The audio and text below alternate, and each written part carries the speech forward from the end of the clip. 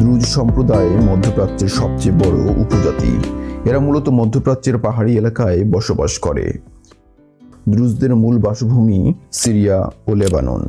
এছাড়া জর্ডান ও ইসরায়েলের অধিকৃত গোলান মালভূমিতেও তারা উল্লেখযোগ্য সংখ্যায় বসবাস করে। দ্রুজ ধর্ম একটি একেশ্বরবাদী ধর্ম।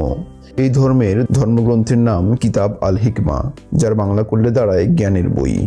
অনেকেই দ্রুজ ধর্মকে আলাদা ধর্ম হিসেবে স্বীকৃতি দেয় না, কারণ এই ধর্মের মূল ভিত্তি হলো ইসলাম।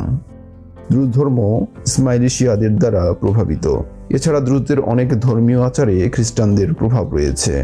দ্রুজ ধর্মের প্রবক্তা হিসেবে ধরা হয় আল হাকিম বি আমর আল্লাহকে। দ্রুজরা বিশ্বাস করে তিনি ঈশ্বর প্রেরিত দূত।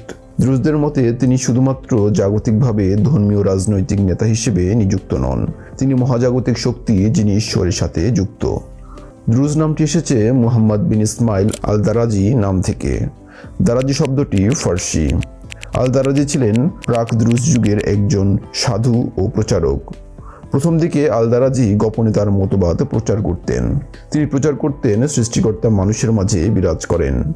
1016 সালে আল দারাজি এবং তার অনুসারীগণ প্রকাশ্যে তাদের বিশ্বাস প্রচার করতে শুরু করেন এবং জনসাধারণকে তাদের এই ধর্মমত গ্রহণের ডাক দেন। ফলে তাদের বিরুদ্ধে দাঙ্গা শুরু হয়। এই কারণে প্রায় বছরখানেক আল দারাজির কার্যক্রম বন্ধ থাকে। 1018 সালে আল দারাজি আততায়ীর হাতে নিহত হন। এরপর বেশ কিছুদিন দ্রুজ আন্দোলন স্থগিত থাকার পর 1038 সাল থেকে দ্রুজ আন্দোলন আবার জেগে ওঠে। দ্রুজরা পুনর্জন্মে বিশ্বাসী। তারা বিশ্বাস করে পুনর্জন্মে আত্মা একজনের শরীর থেকে অন্যজনের শরীরে প্রবেশ করে এবং সর্বশেষ পুনর্জন্মের পর তাদের আত্মা কসমিক মাইন্ডে একত্রিত হয়। দ্রুজরা কুরআন, বাইবেল, তোরা সবই পড়ে, কিন্তু গুরুত্ব দেয় তাদের কিতাব হিকমাকে। তাদের মতে পূর্বের সকল ধর্মই সত্য, কিন্তু তা এখন আর প্রযোজ্য নয়। জন্মসূত্র ছাড়া কেউ এই ধর্মে ধর্মান্তরিত হতে পারে না। লেবানন ও সিরিয়াতে দ্রুজরা আলাদা ধর্মীয় সম্প্রদায়ের মানুষ হিসেবে স্বীকৃত।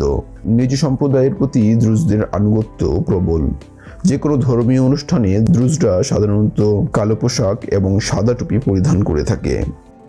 পৃথিবীতে দ্রুজ অনুসারীদের সংখ্যা 10 লাখেরও বেশি। ইনস্টিটিউট অফ দ্রুজ এর গবেষণা থেকে জানা যায় 50 থেকে 55% দ্রুজ সিরিয়ায়, 40% লেবাননে, 6 থেকে 7% ইসরায়েলে এবং 1 থেকে 2% জর্ডানে বসবাস করে। মধ্যপ্রাচ্যের বাইরে Australia, Canada, Europe, Latin America, যুক্তরাষ্ট্র এবং দক্ষিণ আফ্রিকায়ও দ্রুজ অনুসারীরা বাস করে।